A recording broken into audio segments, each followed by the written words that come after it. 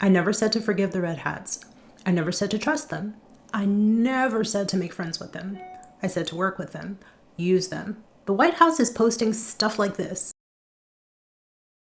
Which is more important? Not working with them because they only saw the light after things affected them, or resisting? Right now, the White House wants to be more inclusive with the permanent vacations at the final resort in El Salvador. That way, you won't have to worry about if you have Social Security anymore. Have you never worked with somebody that you don't like? You don't make friends with them. You definitely don't trust them. And when they do something against you, there is no forgiveness, but you still work with them. Look at Bernie and AOC. Are they going to blue districts that already agree with them? Or are they going to deep red districts, pulling people in? You work towards the same goal, regardless if they have done a full deconstruction of their faction and how they allowed themselves to be drawn in. I care that they take that energy that they've cultivated these past 10 years and use it to move us to our goal. Focus on their role and the work that they have to do. Having them at the front will send a message that our voices can't convey, that this is not okay. This regime does not hear us. It only hears the billionaires and them. So we have a choice. We can continue on the path that got us here. We can wait for the perfect person to save things while feeling morally better about ourselves. We can divide ourselves more and more and continue to focus on our differences. We can fight each other and fall further from our common goal, or we can band together. What we are fighting is bigger than you may realize. They have all the money. They have all the data.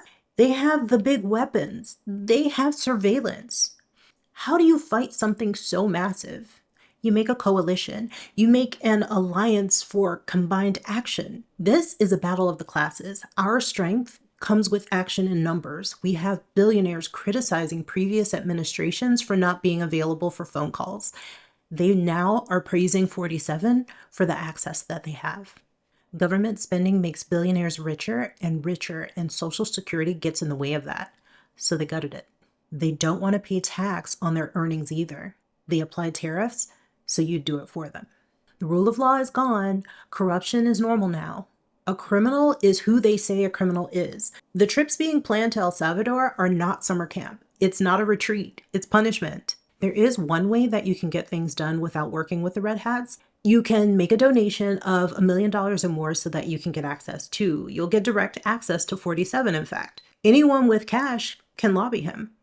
You'll be a player. If you're not a player, you're a pawn. As a pawn, there are more of us than there are of them. Waiting for an election in 2 years is not a strategy. 2 years to perfect rigging? If there are elections, do you believe that they be free and fair? The new Republican budget plans to expand the military and ICE. Private prisons are being built. There are plans to send homegrowns to El Salvador. I guess waiting until rock bottom is a strategy. It can't be that hard to resist from within a detention camp, can it?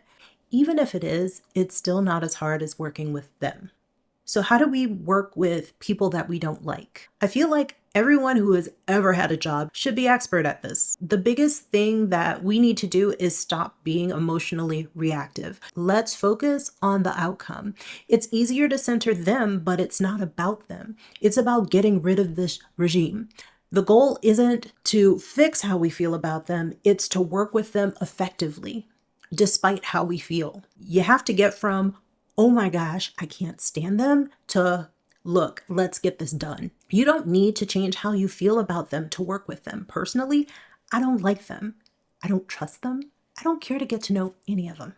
There's no need to waste energy trying to forgive them. We just need to focus on the work and the boundaries that we set. I get it. When you don't like someone, your instinct is to avoid them. No one is asking you to have a cookout. This is a literal fight. Last week, the House passed legislation that limits the authority of federal district judges to issue national orders. The same courts that have been pushing back against this regime is now in its crosshairs. Will this pass the Senate? Maybe not, but this is where we are, and in only 3 months. How much further will we be in another 3 months? I know the red hats vote and act only out of self-interest and greed. Many of them have more rights than the rest of us. Even if they do nothing, at the other end of this, they'll likely still have those rights. But If they wake up and want to be a part of this change, let them. People are being grabbed off the streets for free speech. The safety and security of the nation has been compromised beyond our wildest imagination. Imagine how much courage it took to do this. This administration is suing press that did not frame 47 in a positive light. What happens to a person shedding light on what they want kept in the dark? This man filed an official disclosure to Congress. He detailed how Doge opened the back door to the NLRB, the National Labor Relations Board. Whatever could billionaires need to know about people and union activity? Let's revisit the courage it took to be a whistleblower during this regime. He's not in a group.